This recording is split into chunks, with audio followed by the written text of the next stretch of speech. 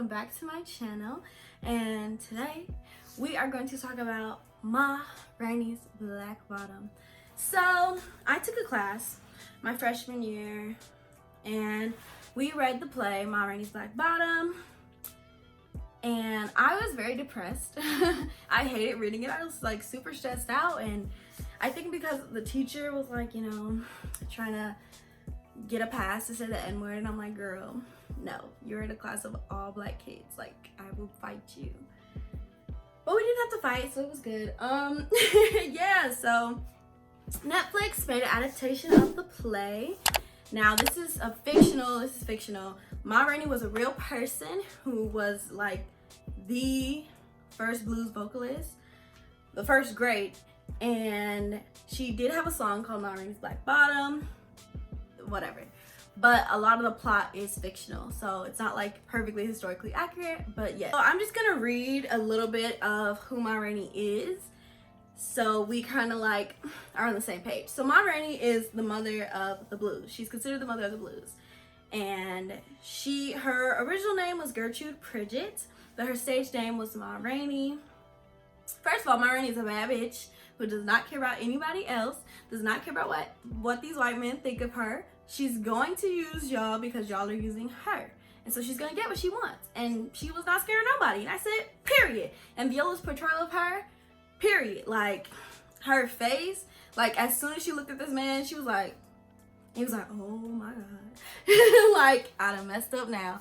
And he knew she messed up because the only reason they were making money was because she was recording records in the North for them. So she's like, listen, I don't need this. I can go on my tour. Y'all need me. So you need to treat me with respect. So basically, she felt that way just because during this time, black artists, black singers, they were not seen as valuable, but they did bring in money. So what the people who were producers at the time, it was only white people who were producers at the time, producers and record owners. So they would barely pay them anything. They would take their music, sell it to other people.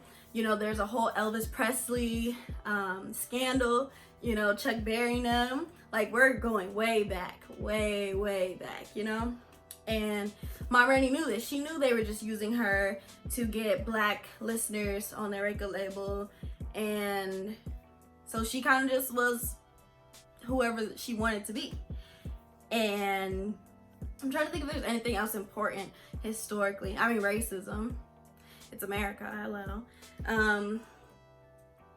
I think they had, I can't tell how they portrayed it in the movie. Like, she was doing a tour down south, but in the North, she would record songs for them.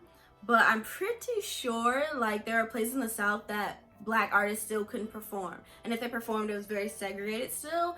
And even when they performed, they still were treated as second-class citizens. So it's a really crazy time for artists. Also, Bessie Smith was rumored to be one of a love interest of Ma Rainey, but also she was a performer of Ma Rainey. And so I thought that was really interesting because I feel like a lot of people might know Bessie Smith a little bit more. And Ma Rainey also recorded nearly 100 songs in 5 years, and I feel like that's just iconic, period. So watching this movie, I felt very nostalgic. I also really liked the intro, like the very first scene. I was scared. I was like, oh girl, wait a minute. But it's kind of like the scene really kind of tells you, like, this is not your typical black trauma movie. It's not. Like, it is, but it's not. Chadwick was magical. Like, seeing him, like, my face lit up, but then I was immediately sad because he's gone. And that was one of the deaths that I took very, very personally. I was very, very upset. And, you know, even to this day, I wish I could give him my life. Like, he was doing so much great things. Like, and he was so talented, and I'm just so sad because really, you had to take Chadwick away. Like, I'm not gonna be shady in this review. I'm not gonna be shady. I'm not gonna do it. Yeah, and so the movie, to me, like, I like the way they portrayed it in the movie because the play felt a little downcast, downtrodden, like it was sad. But the play was like upbeat, and how they spoke, it was very up tempo versus how we read the play. I don't know if everyone has this experience, but yeah, I really liked how the movie portrayed each of the characters. They weren't very, because in the play they seemed like they hated each other, but in reality, like, this is banter that Black people have been doing for years. Like, you know, it's just friendly banter. And in the play, it didn't read that way. And I don't know if it was just my class or whatever, but I really loved how the movie portrayed each character, especially Levy. Like, to me, Levy kind of represented the young Black community. Because whenever we talk to the older Black community, it's like the older Black community has lost their fire, they have lost their passion, because life has just beat them down. And I understand, like, racism beats you down, all of this stuff, you're tired, you just want to live. And Levy, he wanted to go above and beyond. He didn't just want to be, you know, a trumpet player or whatever he played. He wanted to be more. And people were kind of, you know, making fun of him for that, and just kind of be like, oh, okay, yeah, whatever you say. And it's like, that's how I kind of view conversations between the older Black community and the young Black community, because it's like, we have so much fire and passion because we're brand new out here and we're trying to fight and we're trying to do big things, and the older people are just trying to, like, you know, skate through life, just chill. They ain't want no problems. And I thought that was very interesting. That's kind of what stood out to me about Levy's character in this movie, is that he was young, he was on fire, and he had a deep personal story that was so sad. Like, I was so perplexed listening to that. But Chadwick did his thing, okay?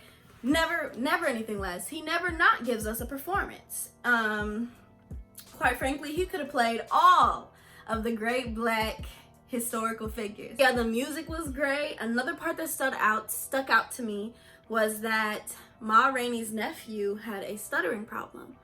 But she wanted to, I felt like anyway, that she wanted to encourage him, you know, give him a check, girl, because she is Ma Rainey. She is the mother of the blues.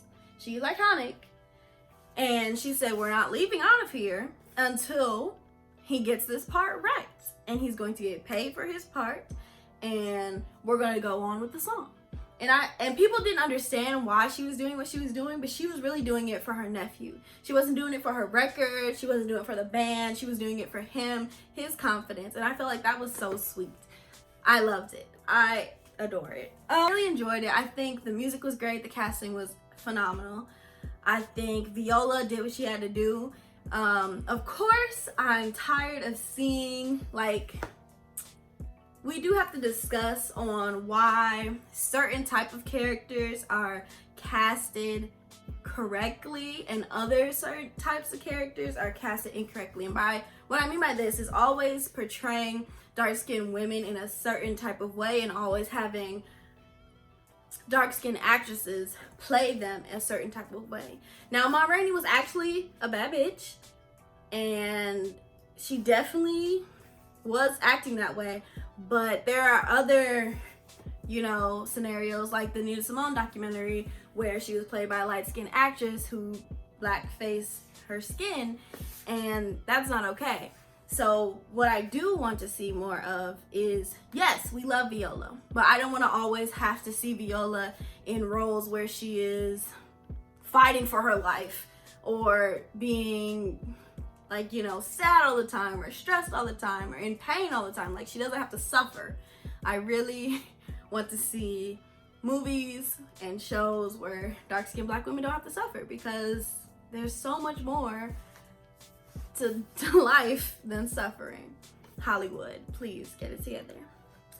But yeah, I think that's all I should say. I don't know if we should put it in our catalog, because I don't think there's like a message.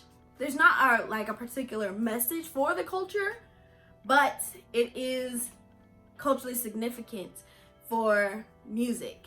And I think the blues did die out, but I think that it was a great movie. It was really short, actually, an hour and 43 minutes, I think. And everything was great. Like, I really enjoyed myself. So if you're like bored one day and you have time to listen to a lot of exposition, because remember, it is a play. It is definitely a play. So there's only about like 3 settings. then I suggest you watch it. And if you want to see Chadwick one more time, this is my first time like watching him. Like I waited for a long time to watch this movie because I could not see him like that. Like I just could not see him. Not after hearing the news, you know? So yeah, I hope you enjoyed this video and I will see you on my next one.